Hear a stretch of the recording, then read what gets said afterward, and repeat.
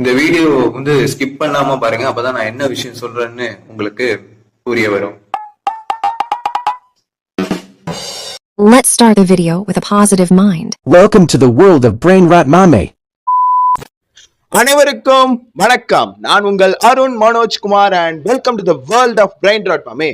ஆக்சுவலா இன்னைக்கு நம்ம பேச போற கான்டென்ட் என்னன்னு பாத்தீங்க அப்படின்னா, தமிழ்ல பார்த்துருப்பீங்க, இருந்தாலும் சொல்றேன். தளபதி திருவிழா மலேசியால நடந்த விஷயம், ஓகேங்களா? ஒரு 2 days பிஃபோர் சாட்டர்டே அன்னைக்கு நடந்த சம்பவம். மலேசியால பாத்தீங்கன்னா கிட்டத்தட்ட 1.5 லட்சம் மக்கள், ஓகேங்களா? 1.5 லட்சம் சொல்றது போல உங்களுக்கு புள்ளி விவரத்தோட சொன்னோம்னா 1,25,000 மேற்பட்ட மக்கள் பார்த்தீங்க அப்படின்னா அந்த திருவிழாவில் கலந்துக்கிட்டாங்க மலேசியாவில், ஓகேங்களா?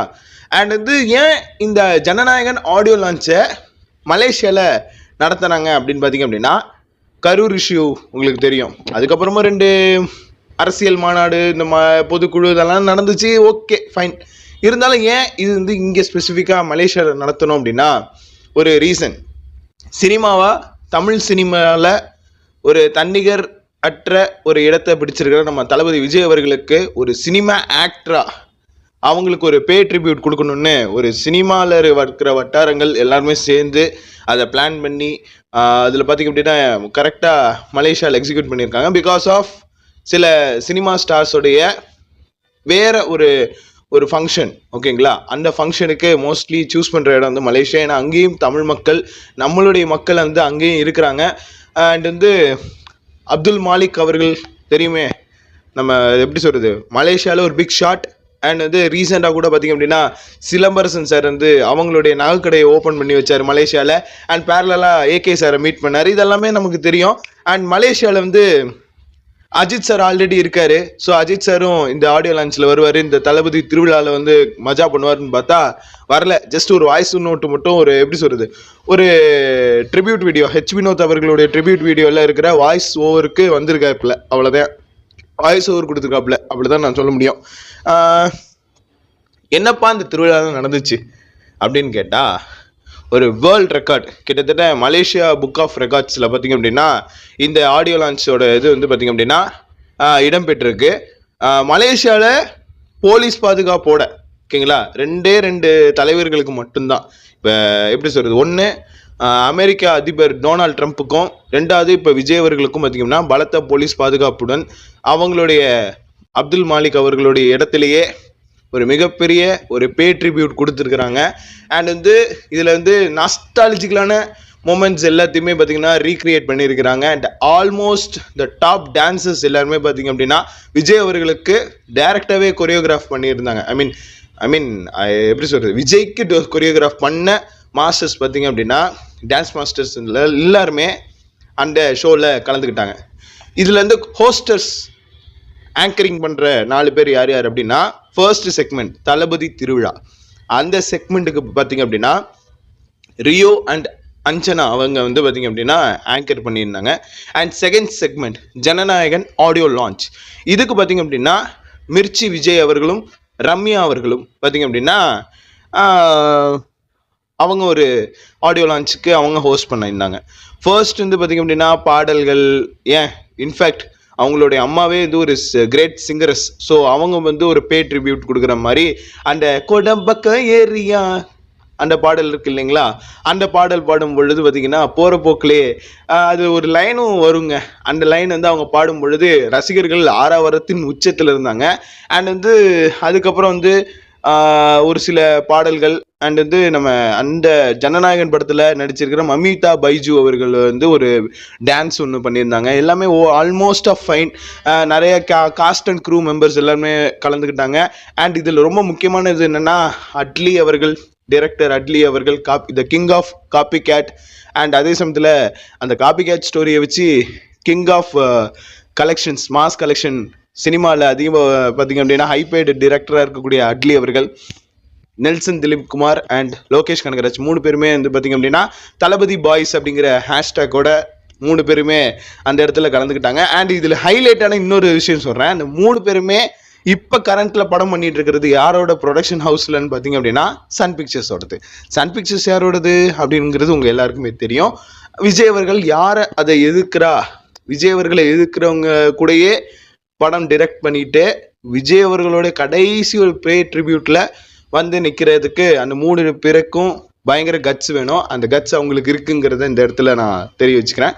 அண்ட் வந்து அதுலேயும் அனிருத் அவர்கள்லாம் வந்து ட்ரிபியூட் கொடுக்குறங்கிற பேரில் அண்ணனை கலங்க வைக்கிறதுக்காக யார் பெற்ற மகனோனி அந்த பாடல்லாம் பாட சொல்லி பார்த்தீங்க அப்படின்னா ஒரே எப்படி அவர் ஒரு மாதிரி பண்ணிட்டு இருந்தாப்புல. நம்மளே நீங்கள் என்ன தான் ட்ரை பண்ணாலும் அழ வைக்க முடியாதுங்க, நான் அழலாம் மாட்டேன் அப்படிங்கிற மாதிரி சம்திங் சொல்லி ஒன்று பண்ணுறாரு. எமோஷ்னலாக ஒன்று ஆக்குனாங்க. அதெல்லாம் தலைவன் கடந்து கிட்டத்தட்ட அவர் ஒரு சில ஸ்பீச்லாம் கொடுத்துருந்தாரு. அதுவும் குட்டி ஸ்டோரி ஒன்று கொடுத்துருந்தார் இல்லைங்களா? அந்த குட்டி ஸ்டோரியில் ஆட்டோக்காரன் குட்டி ஸ்டோரி ஒன்று சொல்லியிருந்தார் கைஸ். அது ஒன்று. அதுமாரி பல விஷயங்கள் நடந்துட்டு இருந்துச்சு. ஓகேங்களா? சரி, இந்த ஆடியோ லான்ச், இந்த தளபதி திருவிழா ஒரு நாஸ்டாலஜியான மொமெண்ட்டு. மலேசியாவில் மக்கள் நல்லா வரவேற்றாங்க. ஆனால் மலேசியாவிலேருந்து தமிழ்நாட்டுக்கு வர்றப்ப விஜய் அவர்கள் என்ன மாதிரியான நெருக்கடியை சிக்கினாருங்கிறத இந்த காணொலியை பார்த்தா உங்களுக்கே தெரியும்.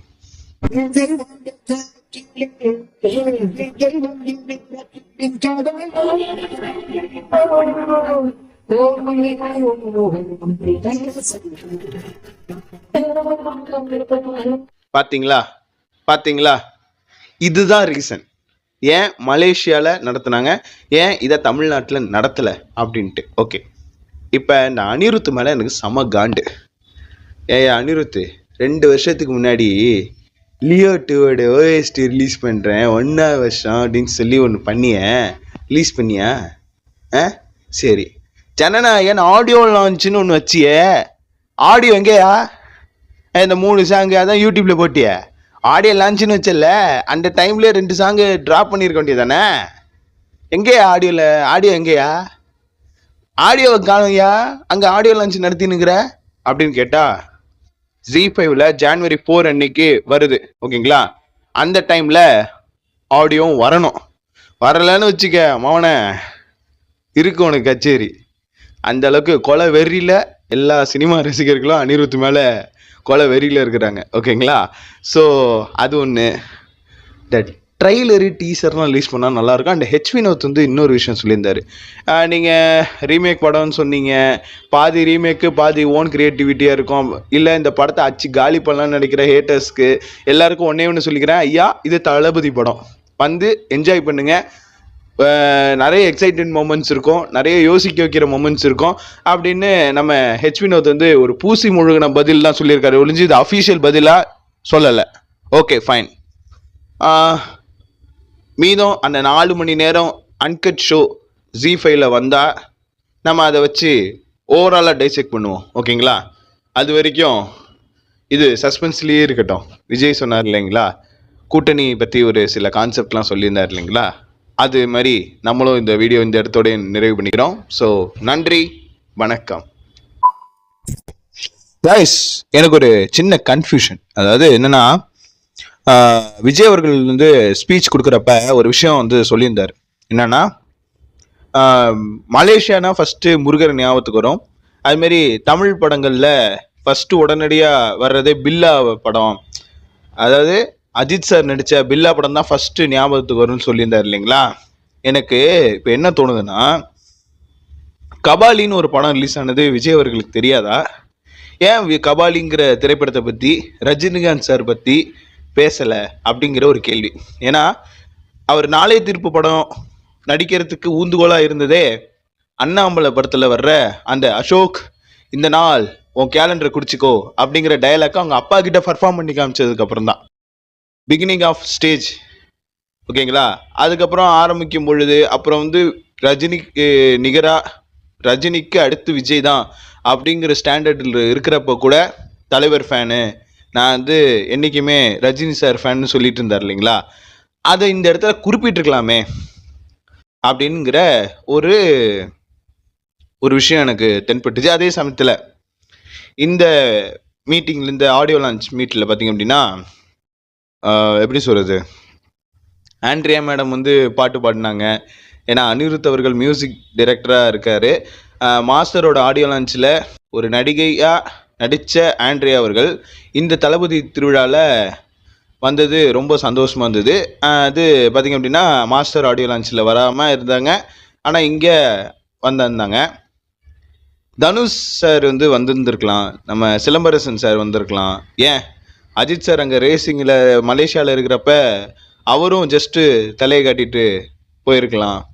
இதுமாரி நிறைய வாவ் மூமெண்ட்ஸை நாங்கள் எதிர்பார்த்தோம். பட் அந்த மாதிரி எதுவும் இல்லாமல் ஒரு மாதிரி இது முழுக்க முழுக்க அணில்கள் கொண்டாடும் ஒரு திருவிழாவாக கொண்டு வந்தது தான் ஒரே ஒரு மன வருத்தம்.